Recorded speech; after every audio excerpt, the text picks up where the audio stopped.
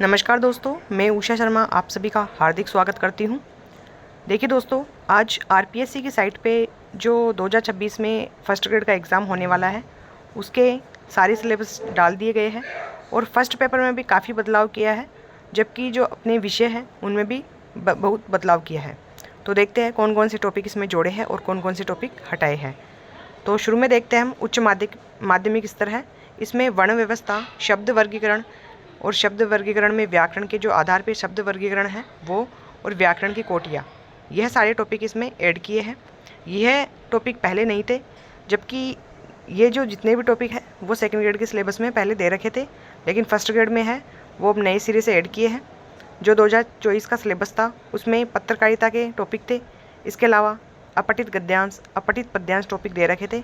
तो उच्च माध्यमिक स्तर में क्या क्या जोड़ा है और क्या क्या हटाया है, तो देखिए जो पत्रकारिता के टॉपिक थे वो सारे टॉपिक हटा दिए गए हैं इसमें से, और अपठित गद्यांश और पद्यांश था यह टॉपिक भी हटा दिए हैं। ठीक है। इसके अलावा वर्ण व्यवस्था में स्वर व्यंजनों का वर्गीकरण और कोशक्रम, इसके अलावा शब्द वर्गीकरण स्रोत के आधार पर तत्सम, तद्भव, विदेशी, देश शब्द को ऐड नहीं किया है तो ये आपको नहीं पढ़ना है। ठीक है।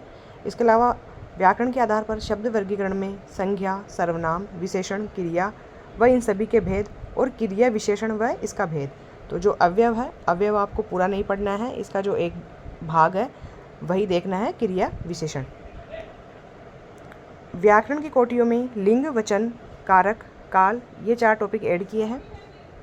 तो आप नोट कर सकते हो कि जो व्याकरण की कोटियाँ है इसमें लिंग, वचन, कारक, काल, ये 4 टॉपिक इसमें ऐड किए हैं।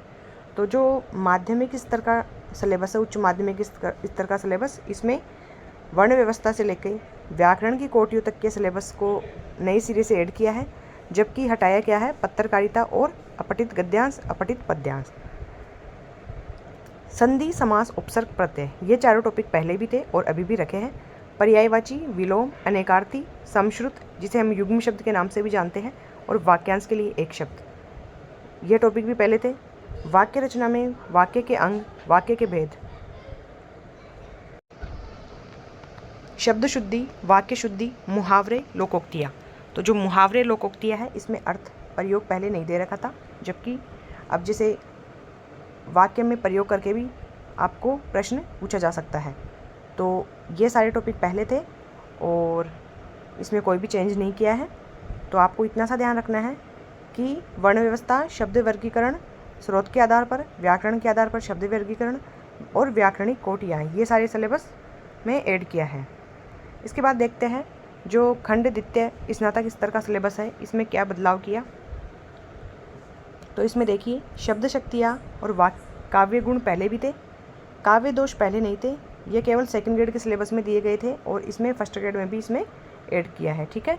तो ये वाला जो सिलेबस है इसमें ऐड किया है। इसके अलावा यमक, अब अलंकारों में देखते हैं कि कौन कौन से अलंकार ऐड किए हैं और कौन कौन से हटाए हैं।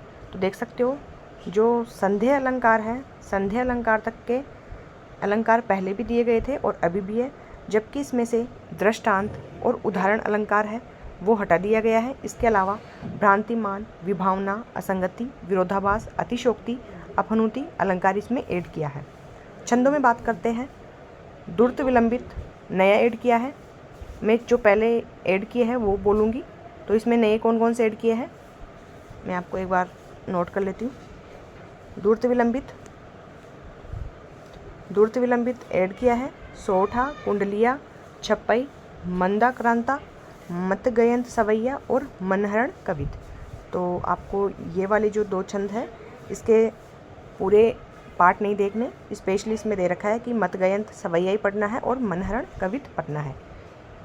इसके बाद देखते हैं रस में रस का स्वरूप, रस के अवयव, जिसमें संचारी, स्थायी, विभाव, अनुभाव, ये सारे आ जाएंगे। रस भेद, तो ये पहले भी थे अभी भी दे रखे हैं। इसमें अलंकार और छंदों में काफ़ी बदलाव किया है, हटाए कम है, बाकी 5-5, 6-6 अलंकार और छंद इसमें नए ऐड किए हैं। साहित्य में देखिए ज़्यादा बदलाव नहीं किया है। साहित्य में जैसे जो पहले रिपोर्टाज था, आत्मकथा था, यह टॉपिक इसमें हटा दिए गए हैं। संस्मरण मैं आपको नोट करवा देती हूँ, 3 टॉपिक साहित्य में हटाए हैं। एक तो संस्मरण, संस्मरण, रिपोर्टाज और आत्मकथा, यह तीनों टॉपिक हटा दिए गए हैं। तो इसमें जोड़े कौन से हैं? तो देखिए इसमें एक टॉपिक नया जोड़ा है, कौन सा? यात्रा वृत्तांत। ठीक है, यह टॉपिक इसमें नया ऐड किया है। पद्य के विकास में देखिए भारतेंदु से लेके जो समकालीन कविता है वहाँ तक के सारे सिलेबस में पहले भी थे और अभी भी है। इसके बाद खंडित तृतीय में स्नातक उत्तर है, उसमें देखते हैं कौन कौन से टॉपिक नए ऐड किए। तो देखिए इसमें मतलब ज़्यादा कुछ हटाया नहीं। एक टॉपिक था मनोविश्लेषणवाद, जो हम साइकोलॉजी में भी पढ़ते थे, वो टॉपिक इसमें हटाया है। इसके अलावा काव्य हेतु, काव्य लक्षण, काव्य प्रयोजन, रस निष्पत्ति, साधारणीकरण, ध्वनि सिद्धांत, वक्रोक्ति सिद्धांत, अरस्तु का अनुकरण सिद्धांत। अब देखते हैं जो अरस्तु का त्रासदी का सिद्धांत था वो पहले नहीं था, जबकि अभी के जो सिलेबस में ये दे दिया गया है। लोनजाइस का उदात्तवाद का सिद्धांत भी पहले था। हिंदी भाषा में देखते हैं, हिंदी भाषा का उद्भव विकास पहले भी था, बोलियाँ पहले भी थी। अब इसमें क्या बदलाव किया है देखिए, पहले आपको देवनागरी लिपि पढ़ना पड़ता था, अब इसका मानक स्वरूप भी देखना पड़ेगा। जो मानक स्वरूप में इसके जो चिन्ह है उसकी मतलब एक शब्दावली मानक के नाम से निकालते हैं, तो वो आपको देखनी है। स्पेशली साइड से आप निकाल लीजिएगा, वहाँ से मिल जाएगी। जितने भी ध्वनि चिन्ह हैं उनके मानक निर्धारित किए गए हैं, वो आपको देखना है। और राजस्थान की प्रमुख बोलियाँ हैं वो इसमें नया ऐड किया है। गद्य पद्य में देखते हैं, गद्य पद्य में कौन कौन से टॉपिक ऐड किए और हटाए। तो देखिए जो प्रारंभिक 5 अंक है, पहले एक ही अंक था गुरुदेव का अंक, और अब इसमें 5 अंक प्रारंभिक दे दिए गए हैं जो सेकंड ग्रेड के सिलेबस में थे। और प्रारंभिक पदों की संख्या 10 दे दी है, पहले 5 थी। जायसी ग्रंथावली है वो नया ऐड किया है, पहले नहीं था ये। जायसी ग्रंथावली है, इसमें नागमती वियोग खंड देखना है, और संपादक है वो आचार्य रामचंद्र शुक्ल जी रहेंगे। रामचरितमानस है तुलसीदास जी का, गीता प्रेस गोरखपुर से प्रकाशित होने वाला बालकांड है। तो पहले केवल बालकांड दे रखा था, ये प्रेस का नाम नहीं था, तो आपको ये देखना है। भ्रमर गीत सार में सूरदास जी के प्रारंभिक 20 पद देखने हैं, यह भी नया ऐड किया है। इसके अलावा जो बिहारी रत्नाकर है वो पहले भी था और अभी भी रखा गया है। घनानंद कवित यह नया ऐड किया है, और इसके प्रथम शतक के प्रारंभिक 10 छंद आपको देखने हैं, और जो संपादक है आचार्य विश्वनाथ प्रसाद मिश्र जी रहेंगे।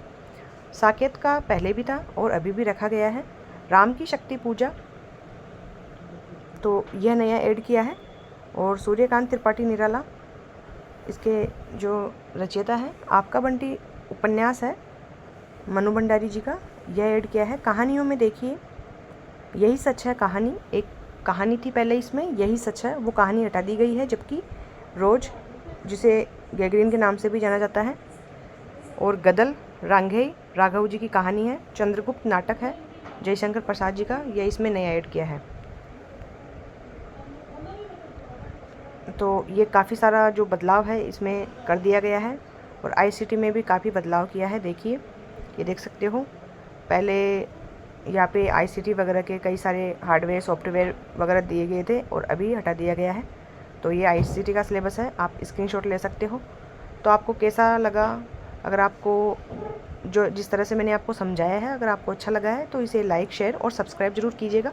और जो भी आपके फ्रेंड हैं वो तैयारी कर रहे हैं तो उनको भी शेयर कीजिएगा। मिलते हैं अगले वीडियो में, तब तक के लिए take care, best of luck, thank you so much.